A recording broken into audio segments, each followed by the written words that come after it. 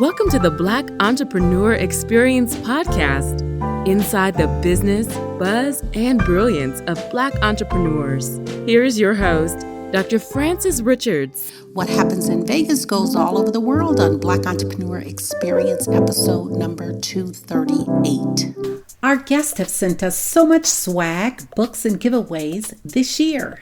I can't wait to announce our monthly winner. So if you want exclusive content delivered right to your inbox and to enter into our monthly drawing, go to drfrancesrichards.com and subscribe to our mailing list. That's drfrancesrichards.com. drfrancesrichards.com. That's drfrancesrichards.com and subscribe to our mailing list. We promise we will not spam you or sell your information. Thank you for joining us as we elevate the Black entrepreneur experience by interviewing CEOs, thought leaders, innovative thinkers, and Black entrepreneurs across the globe. I'm your host, Dr. Frances Richards. The side hustler coach, 9-to-5er, hire her to build your purpose-driven business, even with a demanding day job. Vanessa Zamy, welcome. Welcome. Thank you for having me. Why don't you fill in the gaps and share with our audience what you'd like them to know about you and your business? Yes, happy to share. So I coach, consult, and advise 9-to-5ers on how to build their profit-producing, purpose-driven business, even with a demanding day job. And I focus on the 9-to-5er population because that's the population where, when I was building my business, while working 9-to-5, I invested tens of thousands of dollars into different coaching programs, different coaches, and there was always sort of come to this meeting at 10 a.m. and we will give you the answers. And it's like, but I have a work meeting. Like I'm, like, what do you, or let's get this one-on-one session. Are you available at after 5 p.m., after I get off work? And so it was a lot of just like things that just didn't fit for the 9-to-5er person or a person who just has other demanding things. Because you also have people, giving advice for someone who's a full-time entrepreneur, right? They're giving like someone who has 40 hours a week advice to someone who only has like 20 hours a week, right?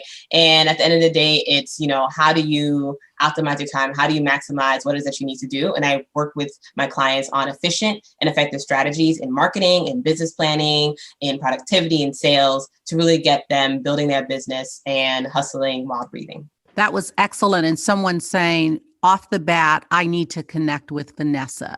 Tell them how they can connect with you. So essentially you're welcome to connect with me by visiting my page, vzamy.com. So I have a community, Facebook group community, Skyrocket Your Side Business with Vanessa Zamy. And we offer pop-up business boot camps, a monthly workshop, daily tips. So I come on live every day. I give business tips. And essentially it's me and my team. I have 3 people on my team. And we just work to provide you with the information resources that you need to keep moving forward in your business. And so for latest information on that, you can check out vzamy.com. That's V, last name Zamy.com.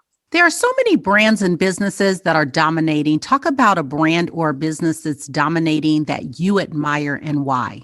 Yes. So actually it's quite a brand, one that, one may not think is dominating, but essentially it's Old Navy, which is a brand that operates under Gap Inc. So Gap Inc. is like a Fortune 500 company. They have it's a 6-brand portfolio. So Old Navy is one of it. But Old Navy represents more than 50% of their revenues in their brand portfolio. And it's been like that for many, many years. And I actually didn't know about that until I, started working for them. And I was like, oh, wow, like they are actually killing the game, but quite quietly. And so, yes, I would say Old Navy is a brand that I admire in terms of they're always pivoting, even during the COVID times, the way that they were able to just restructure, rework, and just still dominate has been amazing and great. So speaking of COVID-19, talk to someone in our audience that had to pivot and talk about the shifts and strategies that you would recommend during COVID and after COVID-19. Yes. So there's a lot in there. Okay. So I'll start with, the person who has pivoted First of all, I commend you, applaud you, right? Because there's also the person who hasn't pivoted and who's sort of just like waiting for things to, work for them instead of making things work for themselves. And so I would say, first of all, for you who have pivoted, that's great. That's amazing. For those who haven't, like, what are you waiting for? Like, pivot, right? Things have changed, and okay, maybe that, the cafe on the side of the street, you're like, okay, I'm brick and mortar, I have this cafe. OMG, like people used to come in. Now they don't walk down the street anymore, depending on, if you're in a lockdown city or state. And in terms of, it's like, okay, well, do delivery, right? Do other things to get to people, right? Ask yourself a different question so you can get yourself the answer that you need, right? So instead of, I can't get people to come in because they're not outside. Or let's say you're a business, you used to be a service-based business that wasn't online, right? You're just like, I can't get people on the phone to talk to me about business. I can't get people to pay for this or that anymore because people are struggling. They don't have jobs anymore, et cetera, right? Okay, ask yourself a different question. How can I get people to pay for it? How can I get people to still feel and know that this is relevant, whatever it is that you're selling for them, right? And for me, so in terms of and let me know if I'm not answering all the questions. I was like, there was a lot of questions in there. But for me, in terms of the way that we pivoted, so we were already, like, Your Business Catalyst was already virtual. So we started out as a virtual business, actually. So we started out as a virtual business. And then, well, actually, we actually started out as in-person business. So I was working with people mostly in the Bay Area. And then, but I also had like virtual things like happening where I had like a website already. I didn't really do anything on social media necessarily for the business, but I had that. And then once COVID happened, it did force us to go into let me create a Facebook business page. Like, so I created essentially, it's like, so if you look at my business page, my Facebook business page is like, since like April 2020, that's when I started the business page. But that's not when I started the business, but that's why I started the business page. I was like, oh, well, I guess I got to make the Facebook the marketing route, so to speak, right? And so figuring out how to market for my audience. And for me, I realized that my audience that I was targeting were mainly on Facebook. So that's the route that I use. Whereas, for you may be looking for, how do you pivot your marketing during time? Like, maybe you have been able to really master the whole, like, okay, people are somewhere new. Your people are somewhere new now. They are not walking down the street. So how do you reach them, right? Where are they? And it may not be Facebook though, right? It may not be Instagram. It may not be Twitter. It might be Pinterest. It might be LinkedIn, right? But you need to really take the time to think through, where are your people and how can you reach them? Because they're still out there. There's still people out there who need you, who want your services or your products or whatever it is that you're selling, right? But you need to meet them in a different way. Like, one of my clients, use Instagram for her. So she has over 1,500 followers on Instagram. I was not going to tell her to go on Facebook. Her people are on Instagram. It's working for her. Like, let's use Instagram, right? Whereas I have another client, she doesn't even know what Instagram is. She's like, huh? What is that? And so, but for her, we essentially got her going on Facebook, right? And how to get her her Facebook business page and getting her a Facebook group in her own Facebook community, that she's 3X while being in the accelerator program. And so it's, it's all varying. Like, for me, the way I don't sort of preach this whole, like, this one magic step formula will get you to your 6 figures. And this is what like, that's not me. I am very much like, every business is different. Right. And so before my 9 to 5, my 9 to 5 career, so to speak, was in consulting. And so I worked with various different industries, including, if it really stopped me, including nuclear manufacturing, med tech, consumer packaged goods, retail, et cetera. So I work with very different companies. And although the fundamentals are the same, like, everyone needs to market, everyone needs to sell, right? It's very much like depending on who you're going out to, depending on who it is you're trying to reach or what it is that you're selling or what it is that you're doing, there's going to be one platform that's better than the other one, right? And so, like, for some people, Facebook ads might be what you want to do. It may actually work for you, right? But if you don't have play money, don't go Facebook ads, do organic outreach, right? And now the question is, okay, where do you outreach organically, right? Is it going to be, the Red, is it like Redfin or something like that? Is it going to be Pinterest? Is it going to be LinkedIn? Is it going to be TikTok?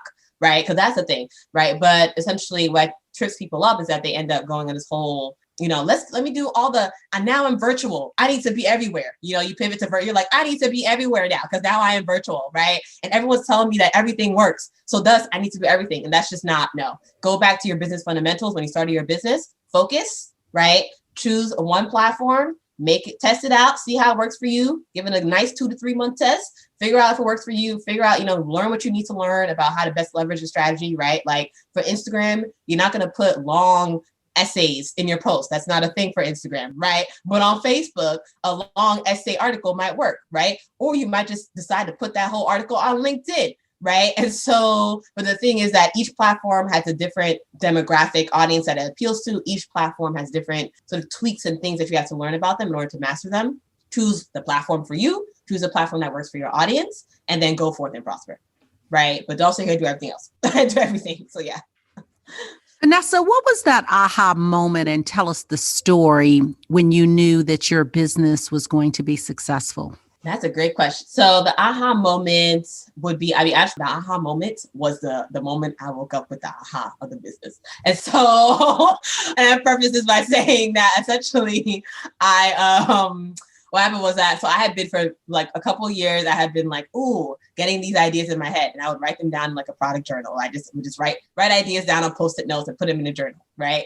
But I was like, one day I'll start, one day I'll get a business going, maybe 20 years down my 9-to-5 career, it'll happen. And then one day I literally woke up with an aha. Like I literally was like, I woke up with this, like literally I woke up with the idea of your business catalyst. I was like, yes, I'm gonna help people like catalyze their dream, catalyze their vision, and arrive at their reality. It's gonna be I literally had this whole, like, it was like the website was really easy to develop. Like I did a whole mock-up for the website and I just gave it to someone. I was like, this is all the text. It looked like everything just came to me in like a wave. And at the time, because essentially all throughout my life, people have been asking me, Vanessa, how do you do it? How do you do it? And I never quite knew the answer to that question. Like sort of, I didn't know what they were asking me, so to speak.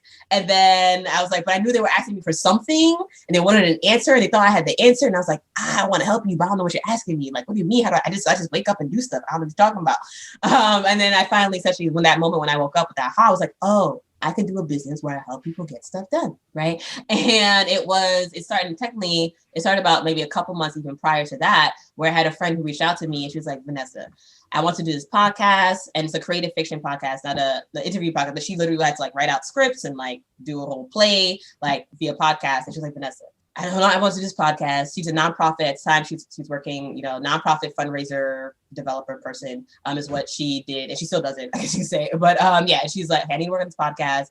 I know you're like really good at, project management essentially, and getting things done and keeping me on task and being accountable, keeping people accountable. Okay, can you help me out with this? And so that was sort of like the first, before Your Business Catalyst even had a name. That was sort of like the first project I ever worked on with someone. And then I was like, okay, yeah, sure. Happy to help out a friend. And she was like, she had like a grant and stuff as well. She got accepted to like a festival for this. And so, we were to work together on that and get her going on her like first podcast episode and getting the sort of actors together so she can like record even more scenes. And I kept her accountable, give her support so she can finish the recording, all that stuff. And then it was in a couple months later, then I read Rich Dad Poor Dad. Then essentially that, Rich Dad Poor Dad essentially opened my eyes to many different things. Like I grew up first generation, first generation born in America. Like literally my mother's a nurse. I did not have any business owners, entrepreneurs in my family. Like, so in my mind, it like wasn't really a thing that was so like, Vanessa, a founder, CEO. Like that wasn't really a vocabulary, thing in the vocabulary at the time. But then I read Rich Dad Poor Dad at the same time working with my corporate job and being like, I gotta do this for another 30 years? Like, what is this? I'm like, absolutely not. Like, so I read Rich Dad Poor Dad and I was like, there's another way. Okay, cool. There's another way. There's another way. Great. And then from there, I then got into, then a couple months, then, fast forward a couple weeks later, all those things are percolating in my mind. And then I literally like woke up with an aha. I just woke up with the aha. And it was like, aha. Okay, great. And then, yeah. And then from there, the rest is history, I guess you could say. But yeah. And how did her podcast go?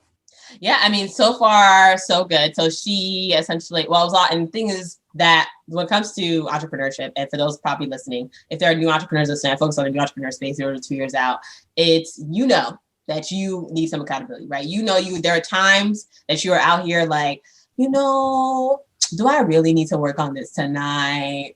I can do it tomorrow. Or, I'm really tired from work today. I just cannot. I'll just wait for the weekend. And the weekend comes and you're like, next month. I'll do it next month, right? And so a lot of accountability that's needed, right? In terms of if you're finding yourself in that space, you need accountability. But essentially from her perspective, it was a lot of like getting through also just the mindset of, okay, you're doing this, it's not giving you money right now, right? Your day job is giving you money. And so it's like, how do you maintain the energy and motivation to continue working on something that's not giving you money? So a lot of that went into it. But then after we got through that, which then it was a matter of, okay, where are you on the script? Where are you on the episodes? Okay, next we got to find people to record. Or do you want to record yourself? Like, let's figure out the strategy and plan for that, right? And then from there, she actually managed to get essentially the scenes all written out, right? And then she managed to get the episodes all together, etc.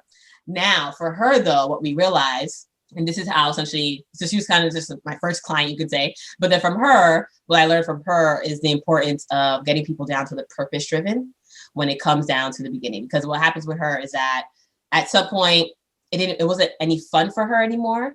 So really, she wanted the podcast as more of a hobby, right? But then it was sort of the purpose wasn't really there behind the podcast. So there wasn't any fuel for it to like live on any further than the release or launch of it. Even though she had been in the San Francisco like International Arts Festival and, she had that support as well too, there wasn't really enough fuel behind that purpose behind why she was doing that podcast for it to continue. And so for her, we ended up scratching that, right? And it had to go back to the drawing board for her in terms of, okay, what are you actually trying to achieve in life? What is your actual mission and vision? Where are you actually trying to go? And how can we get you there? Right. And that's why I focus on when I say profit producing, purpose driven business, because, doing something that takes a lot of work is difficult. Right. And especially when you're doing this, even with your 9-to-5 job, even if you're a full-time entrepreneur, it's difficult. Right. Now you say, okay, let me do the same amount of work that someone's doing in 60 hours. Let me do that in 20 hours. Right. And let me do that. Maybe you have a client where she has like twin daughters. She's a wife, she's a mother, and she has a 9-to-5 job, and she's trying to build up a consultancy business. Right. And so it just takes a lot of energy and effort and mental sort of motivation for you to keep moving forward. Right. And so I can keep you accountable. I can check in with you. Right. But if you don't have that internal purpose, then it's not going to happen. And so what I tell people when I'm going to, for those who are listening, where you're like, maybe that's my problem, ask yourself the question on a scale of 1 to 10, with 10 being the highest, how much do you want this? How much do you want this business? How much do you want whatever goal that you're working on, right? Is it financial freedom? Is it to retire your spouse? Is it to, provide your, daughters with an example of they can do corporate life or they could do some other life, right? But what is your reason? What is your purpose behind making this business happen? Or maybe you're first generation low income. I have one client who's first generation low income. She's also in a situation where she has no one around her who has done a business, right? But she knows that entrepreneurship is for her, right? Maybe you're just like, I don't want to work for anyone at all whatsoever. That's my goal. That's my purpose. Then okay, right? But essentially it's, what is the business that you need to work on to get you going there, right? Because then that's your reason, but now you also need a purpose behind the business itself, right? And so does the business connect to, I want to provide a safe space for Black women to feel like they can succeed in the STEM fields, or I want to help new entrepreneurs in the space, like for the mission for your Business Catalyst, help less people die of regret by giving you what you need so that you can ensure that you're not living in what if, shoulda, coulda, woulda world or space, right? And for, I have another client where she's like, I want to empower women over 40 who have been left behind by their husbands and then by their kids. And I want to help them and coach them to transform their lives and feel more confident, right? And if you feel like something is your call, I have another client where she's doing apparel, right? But she's doing a t-shirt business, but she still has the purpose behind the t-shirt business where she's like, I want to provide a safe space for people for mental health support as they go through and navigate, tough careers, right? So she's doing that, but also like selling t-shirts at the same time, right? And so it's like, things are changing a life one t-shirt at a time is her thing. And so it's like, what is your purpose behind your business? What is it that you are really going for? And what is it that you're really trying to impact in the world, right? Like, what is the impact that you are going for, right? If it's just a hobby, you ain't gonna make it, right? It's not gonna, especially like a business is not a hobby, right? It's a business, right? And you can think of it as I love it so much that it doesn't feel like work. Okay, great. Awesome. That is the reason why you have the purpose, right? But if you're thinking that this is going to be a hobby, it's just, that's a whole nother thing, right? That's I want to learn how to golf. So, that's what that is, right? That's I want to do art, at the Golden Gate Park, that's a hobby, right? But if you're looking to build a business, right, it's going to take a little bit more energy and motivation behind that. So that's what I'll say. Vanessa, talk about your purpose and your why. Yeah, happy to share it. So essentially, my mission with Your Business Catalyst is to help less people die of regret. And by equipping them and empowering them with the information and resources that they need to move forward and what it is that they're meant to do. My purpose in life, like Vanessa Zamy's purpose in life, which I discovered about 8 years ago, essentially is to share information and resources with people so they become better versions of themselves. And that purpose is something that I've lived by. I'm even just the way, like, even like the, you can kind of say it's a small thing, but for other people, it's like someone says, hey, I'm thinking about law school. And I'm like, oh no, this some email comes into my inbox the next day about like some law school program or something like that. In my mind, I'm like, oh, someone has bestowed upon me. They want me to share this information with this other person, right? Because I literally just heard about this other person tell me about this, like, law school thing. So let me forward it over. Or just literally this week.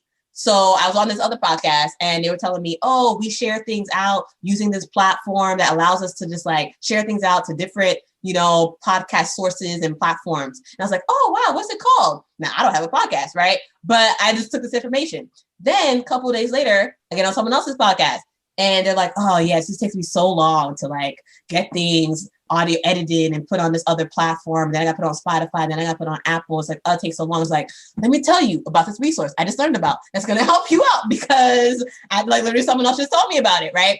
But that's sort of how I enact my purpose in my life. But in terms of Your Business Catalyst, it's to help essentially people move forward in their business. Because I find that what happens is that people, you're living in the what if, shoulda, coulda, woulda world, living in misery because you feel like that's all you can do. Right. And it's not so much you feel like it, but that's all you know. Right? Your friends and family, they're also in the cubicle being miserable, right? So you're telling them, oh, I hate my boss. And they're telling you, that's just how life is. They're telling you, oh, same thing, same here, same here. You just got to do it for another 20 years. You got this, right? Or, essentially, but like, that's because that's also all they know, right? And so you're sitting here being miserable, but you think that's all you need to do, or you think that that's all you can do because that's all the information and resources that you have around you, right? And so my mission with Your Business Catalyst is to show you there's another way, right? And to help you get there, right? To show you that it is possible. So that way, if you decide not to move forward in that action, you only have yourself to blame, okay? So, but at least you have the option of saying, okay,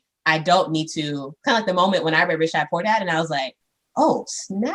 There's another way, right? And I kind of want to give essentially people that same option by spreading out and sharing that, hey, you don't need to hate your boss or hate your Mondays or, feel like you got to slowly die every single day, right? Because you just got to pay the bills. Like there's another way that people are living life. And there's another way that people are achieving, freedom of time, money, and energy to spend with their family, right? To do the things they want to do. And hey, maybe you're listening to this and you like your job. Okay, great.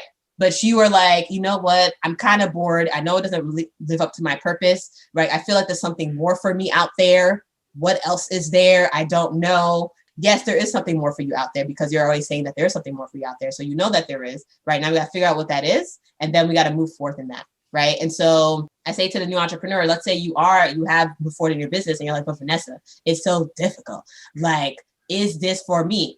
On a scale of 1 to 10, how much do you want this? What is it that you're working towards this for? You got to remember your reason, remember your purpose. I had one client recently where she joined the Accelerator, I have a 6-month Accelerator, Business Accelerator program. And she joined the program, and this was actually very recently. So she joined in October. Yeah, she joined in October. And we were having the first conversation. She was like, yeah, I'm doing this for my daughter. This is the one with the digital marketing consultancy. She's like, I'm doing this for my daughters. This is the reason why I'm doing this, to give them an example. I want to inspire them. I want to also then build up a community center later on and all this stuff, right? All these big dreams. And it was amazing, right? Okay. Then she told me, then we had another conversation, one-on-one session. And she then said, oh, I went to this trade show. How do I work with this lead? So I gave her a strategy on how could she best connect and continue furthering the conversations with leads that she had and prospects that she had from the event that she just went to, right? Okay, cool. She then has this, like, someone ended up buying like her biggest package. Great. Okay, cool. Then I don't hear from her in a week. I don't hear from her week 2. So I message her. I'm like, oh, hi, how's it going? What's up? She doesn't respond till a couple of days later. All right. I'm like, okay, would you like to schedule time? She schedules time 3 weeks later. And then I'm like, maybe she's on vacation. What's going on? We hop on the phone. End of November, she literally gets on the phone. She's like, Vanessa, I have done nothing this month. I haven't marketed anything. I haven't done anything, but I sold my largest package at the beginning of the month. But then I haven't marketed. I'm just working on my client stuff. It literally sounded like someone who's just shutting down their business. That's what it sounded like. Someone who was just like, I'm just not going to, I didn't market anything. I didn't share anything about my business, et cetera, right? And what happened was that for her, it was a fear of success, right? She she was going so well. She went from 3 figures to 4 figures, right? Which, as a new entrepreneur is a big step, right? Go from zero, it's a big step. And so, but for her, she had been, it was kind of like, she had all these thoughts in her mind about some imposter syndrome had come up in terms of, is this really what she should be doing, et cetera. Like she's really good at it. But in her mind, she didn't have like a degree for it. She didn't have a certificate for it, right? She had like a master's degree in project management, but not in digital marketing, right? And so it was very much like now she's like in her mid-30s. She's like, oh, who am I fooling myself? Maybe I should stick with the day job. She let the day job, get in the way in terms of saying, oh, a big project came up in the day job, so I couldn't like market my business, et cetera, right? But for her, it was a fear of success that got in her way, right? That led into the imposter syndrome and all that stuff. And so I say that to say that essentially it's when you are working on your business, you need to have that purpose. You need to have that mission. And my mission is to ensure that, when those moments happen, when you are saying to yourself, you know what, maybe I shouldn't, you say, oh, let me chat with Vanessa 1 second before I give up, right? That's why I'm here, to be like, hey, what's up, right? And, after that conversation, she got back on the bandwagon. She actually has now recently pivoted. Not pivoted, but essentially she ended up getting, a B2B client. So versus Solopreneur, now she's like sort of enhancing who she works with other business companies. And so that was a major step in terms of niching down her business as well too. And so now she's just on a great trajectory for her goals. But it took essentially having and knowing that, confidence in that, yes, there's another way. 2, there is someone there with me to help and guide me. And, they have the information that, as I work through all the thoughts, as you work through all the thoughts in your brain around, is this possible? Can you do this? Okay, but if you can do this, how do you do it? Right. And so all that stuff. So that's why your business catalyst exists. Vanessa, what do you need right now that you don't have to move the needle forward? That is a great question. I would say, I think of it as, is there something that I need now? I think I need maybe like an enhanced financial mindset. Like, so I've been like, I'm rereading the Rich Dad Poor Dad book right now. I'm like rereading the book, but now it's like, I guess I need like an expert bookkeeper. But essentially, yeah, I would say that's probably what I need, because I feel I'm part of so as I mentioned, I invested tens of thousands of dollars in business coaching and programs. I still do, right? It's just what successful people do, get coaches. And so I actually am part of a pretty thorough program. Then like they have a 8-figure business, all that jazz. And so I definitely have, I think, all the pieces that I need, and I have resources that I need. Now it's just a matter of like leveraging them and utilizing them and maximizing what I get out of them. So that's how I would say there. Yeah. Talk about your top 2 influencers and what lessons did they teach you? Top 2 influencers and lessons they taught me. This may not be an answer that people will like. How do I put this? I would say I've searched across my life for the role model, so to speak, right? Where, when you're a child and they're like, who's your role model? And I'm like, I don't really have one, but everyone else has one, so I guess I should get one, right? And then people were like, oh, my mother, my father, my, auntie, my uncle. So I'm like, okay, well, I guess I should say my mother, because that's what other people are saying. So I'm going to say my mother. Okay. And then maybe one day it'll be true. If I say it enough times, it'll be true. Right. And the thing is, that has not been the case. And then, so then that was like my childhood life. Then I get to adulthood. I'm like, okay, I can get a role model here. Right. Like I can find someone. In summary, I say that all to say, I do not have top influencers. I have people who I realize they have different skills and they have different things that they're bosses at, right? Like Warren Buffett, I appreciate how he just takes risks and he's really a master at stock markets, right? I appreciate the Gates family's philanthropic efforts. I appreciate an authenticity behind that. I appreciate how, Sarah Blakely, I don't know if heard about her, but she is the founder of Spanx. And I appreciate how she became a youngest female billionaire, right? I appreciate that. And I respect that. And she did this, by the way, for those listening, right? She did that by working and selling fax machines and doing her day job, right? While building her business for 3 years. And so I appreciate that, right? And it's one of those things I don't really have top 2 influencers. And because I think of it like when people are asking heroes and role models, it's one of those things where, but I'll say the people who pop up on my phone and how I keep notifications on would be Sarah Blakely. Oprah, not so much because she does like media entertainment and that's not like the field I'm going in. But I would say in terms of I admire how she does go after things, she takes a risk. And I appreciate Tyler Perry and how, he went out for this vision and he's building the vision, right? Of, really supporting and sort of reaching backwards, if that makes sense. And, helping people in the community. I appreciate that. And I sort of follow that, if that makes sense, right? But I would say I actually don't have any top 2 influencers, so to speak. But I have a lot of people who I appreciate and admire them for different aspects of what it is that they've been able to accomplish and achieve and how it is that they are, right? And I think about even in like the real estate space, there are people I appreciate, real estate investing space, say. There are people I, admire and follow in that realm as well too. And so, so I'd say it sort of varies by industry and like what is I'm looking at, but I more so not go after people, but I more so follow people based on, like their sort of personality, their characteristic and what keep them going and what keeps them moving forward. So yeah. Vanessa, I want to take this time for you to speak directly to a person. You're talking to the person in your lineage that has given you the most profound advice. What would you say to them? I am saying to them, thank you for not giving up. That's what I'm saying to them. Thank you for not giving up. Yeah. I'm very efficient with my words. Thank you for not giving up. That's what I would say. Honestly, I would say thank you for not giving up. That's what I would say. Vanessa, talk to a younger you. What advice would you give to a younger Vanessa? Don't go into corporate America. That's what I would say. Now that I said that, that makes sense. Yeah, I would say don't go into corporate America. There's a thing called entrepreneurship. There is a other way to, and I would say, so younger me was actually was on like a 13-year plan to be a neurosurgeon. Then I decided to like go into corporate America. I was like, let me do business. I was also working for nonprofits at the side too. But then I was like, let me go into business instead. So I can get the for-profit knowledge to give it to the nonprofits who are unnecessarily struggling. And so then I went to corporate. And then I was like, that is not the place for Black women. No, right? And at first I thought it was one company, then I went to another company and I was just like, what is going on here? What is going on here?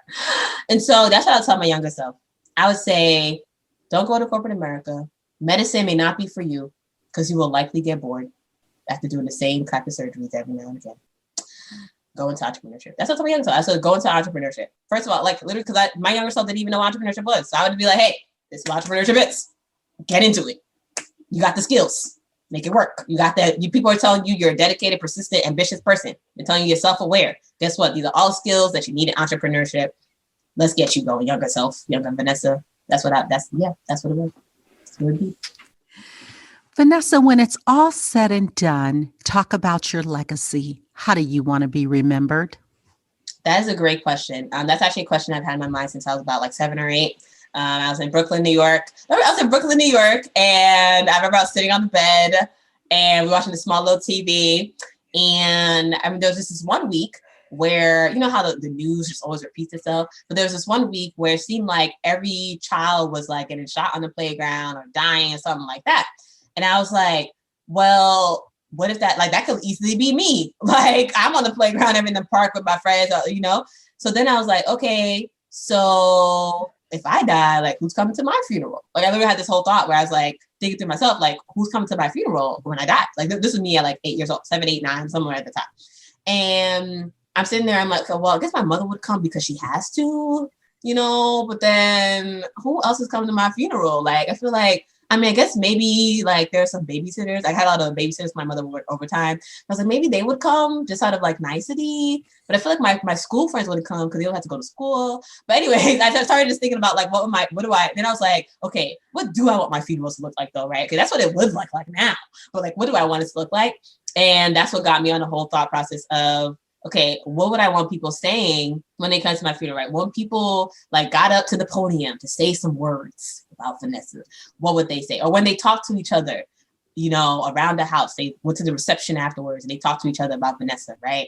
And I remember just picturing and envisioning, and I still do to this day, I guess you could say, but essentially I remember at that age, 7, 8, 9, just picturing people just saying, yeah, like Vanessa, or essentially people like who don't know each other coming together, right? Because they were connected via something that I helped them with, right? But they didn't really know. They just like, because I wasn't like a silent leader, so to speak, but essentially they just came together like, yeah, like Vanessa, her program that she did for this, in the community center. So, like I never really got the specific words of what they would say that I helped them with, but they would essentially come together and be like, yeah, she helped me too. Oh my gosh, right? And that is what I envision, like what I want my funerals to look like, if that makes sense, right? And so what I want people, I guess if I was to like pass away tomorrow, knock on some wood, if I was pass away tomorrow, what I would want people to say is, I appreciate Vanessa's drive, ambition, and hustle, right, to get this business going and to, really move forward in her goals.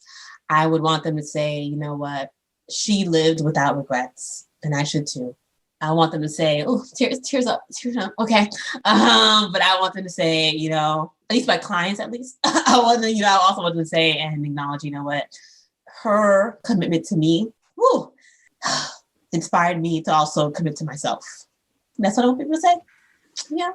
Woo. Man. Tearing up, Dr. Richards. Oh, okay. I didn't mean to have you crying over here, Vanessa. It's a hot question. Let me tell you. Think about it. Yeah. I think about it constantly. Yeah. It's the thing. What is the best decision, Vanessa, you have made as a leader?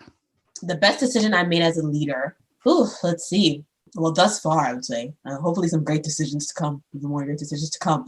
But I would say the best decision I've made thus far as a leader, it would be, so I have right now we have a team, I guess if you include like the other contract, we have a team of 4 people, but there are three women that I added to my team a few months ago. And I would say the best decision I made was taking the intentional time to like block out the time to train them, if that makes sense. Like, I feel like the onboarding process and just like, I literally like, we spent like 15 hours, 20 hours onboarding them. And it literally was just me at the time. Because I was solopreneur, transitioning to entrepreneurship. And, I think that time was just so valuable. Because what happens a lot is that people, they'll like add someone to their team and then they'll just be like, all right, go forth, go on, poof, poof, leave me alone. And it's very much like, I think the best decision I made was taking that time in the beginning to understand their strengths, understand their weaknesses, take the time to say, hey, this is what your business catalyst is about. This is why your role matters. This is what you fit in. This is how you do it, right? And just taking that intentional time to train and educate them and develop them. Because essentially they're my marketing and sales team, so to speak. And so taking the time to like train them and develop them, I think that has led to great success because now essentially, they're helping people in my community, in the group that I mentioned, Skyrocket Your Side Business. They're helping people, in that group, in that community to get the resources that they need, to get the information that they need. And people are always saying, you have such an amazing team. Love them. Oh my God, so great. And so I think it's just that time that I took to really get them tied and understanding the mission and the purpose was just so invaluable. Like, yeah, that's what I'll say there. And how did you vet your team members? Interview and references. So I interview them and generally I will preface this by saying, so I interview there are a couple candidates and I'll preface this by saying, essentially the way I'm really good at sensing people, like, and so I actually like also use like a gut feeling too. So I was interviewing them, gut feeling, but then I was like, oh, is my gut feeling right or wrong? Let me make sure I get at least one reference as well too. And so, so essentially I also got people that they've worked with prior to also send over, what do they think about the person, et cetera, or what do they think the person's faults were. So essentially the qualities I looked for was ambition, drive, dedication, motivation, and just a overall good human, right? Just like a good person, if that makes sense, right? Because those qualities, those 3 qualities, you can run with them and teach them anything and they will be amazing at it. And so those were essentially the 3 main qualities I looked for. But there was a whole hour-long interview process, references, et cetera. But that's how I vetted them. It was like reviews, references, and hey, do you have experience in this? Do you not have experience? Oh, I also did a survey in the beginning, not a survey, but kind of like a application form where I asked them, okay, here are the 10 things that you need to do in this role. Rate them from your like least strength to your most strength, right? To your highest strength, or rate them from, what do you enjoy and also what do you hate, like kind of rate them on that scale. And so I had them fill out that application form. And then essentially the interview was also asking them, so you rated time management as, really low on the list of your strengths. So why did you do that? You rated that you don't like talking to people, but the role involves talking to people. Why?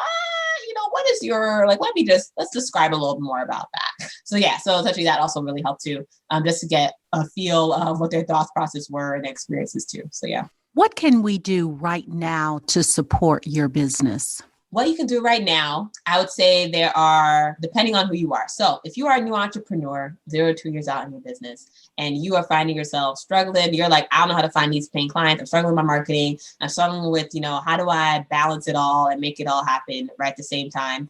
And, there are people who have told me in the past, Vanessa, it seems like you just have 26 hours in a day. And I'm like, no. But I do sleep 8 hours a night. Don't get it twisted. But essentially it's like, if you're struggling with time, you're struggling with marketing, do not give up. Keep moving forward in your business. Head over to vzamy.com, right? And join our community. We are over 400. I think we reached 490 today, actually, the time that I'm recording this podcast. Maybe by the time we get there, hopefully be over 2,000. But essentially, we are a growing community of ambitious, purpose-led solopreneurs. So join us and don't give up and keep reaching out. Let's say you're like, I'm not really thinking about business. I mean, I've toyed with the idea. I haven't really launched anything yet. I don't really have a clear idea, etc. But I know someone who is working on their business. I want you to send them and share with them this information, because here's the thing. In a new entrepreneur space, there's a lot of pride that gets in the way. And so you ask someone, how's their business doing? And they're like, oh, it's great. Yeah. You ask them about the Thanksgiving dinner. They're like, oh, it's good. Or they'll say, I decided to do another business instead, which really means that their other business wasn't doing well. And so they stopped doing that and they gave it up, right? And they quit, but they didn't want to say anything. So instead they try to put a little shining light on it and say they're actually doing this other business instead. Now, what does that mean? Essentially, that means that they need help. So just, lightly just suggest to them, hey, I heard about this community of entrepreneurs. You're welcome to join and attend vzamy.com. Check it out, right? They offer business boot camps, daily tips, etc. Right? Just share it to them, right? And then let's say you are neither an actor. Maybe you're listening and you're an event planner. Hey, by all means, book me. I do speaking engagements. I love teaching and helping other people learn and grow and give them resources that they need to move forward in their business. And so, I've done maybe over 30 speaking engagements this past year alone. And so I'm always looking for a space to do a workshop and share information with people and, guide them in what it is that they're meant to do. So, Vanessa, talk about self-care. What does self-care look like to Vanessa? Yes. So self-care to Vanessa. So I have things I call that I actually coach my clients on non-negotiables. So what I tell them to do is to set a non-negotiable. And what does that mean? That's something that needs to happen, whether it's every day or every week, but something that you need to do to help you feel better about yourself, right? And so for me, I need to get 7 to 9 hours of sleep a night in order for me to feel like I've taken care of myself, right? That's literally that's me, right? Whereas maybe you need to go to church every week. Maybe you need to take a walk every day. Maybe you need to have dinner with your kids every night, but maybe you need to have dinner with your kids every night and do yoga and maybe get nails done, maybe, right? But essentially it's what needs to happen, whether daily, weekly, monthly, for you to feel good about yourself. And that is, we call non-negotiables, right? And essentially ensuring that you are scheduling that first before you put in anything else around building your marketing content, around connecting with leads, around, client success or product development, right? Make sure you schedule that in first, right? And then you do everything else afterwards, right? So for me, go sleep at 10, wake up at around 6, or go sleep at 30, wake up around 6:30, varies, but around 7, 9 hours of sleep a night. And whereas maybe for you, it might be, 6 p.m. to 7 p.m., dinner with the kids. That's it.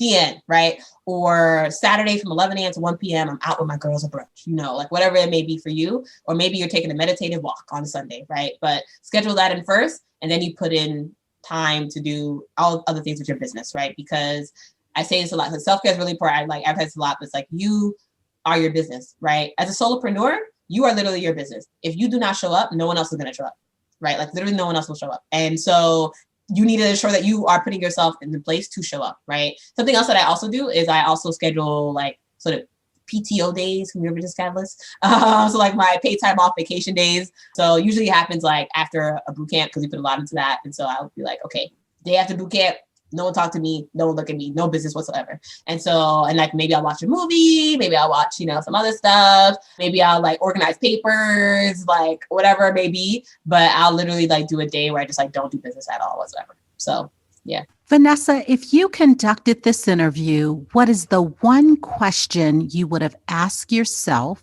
I want you to ask the question and answer it. That is a question. Okay. If I had to do, what is the question I would ask myself and answer it? I guess, what is the question I would ask? So I would say, what's something that people would have never guessed about you? I was voted, twerk team captain. Back in college in my dorm. I was voted twerk team captain. Yes, indeed.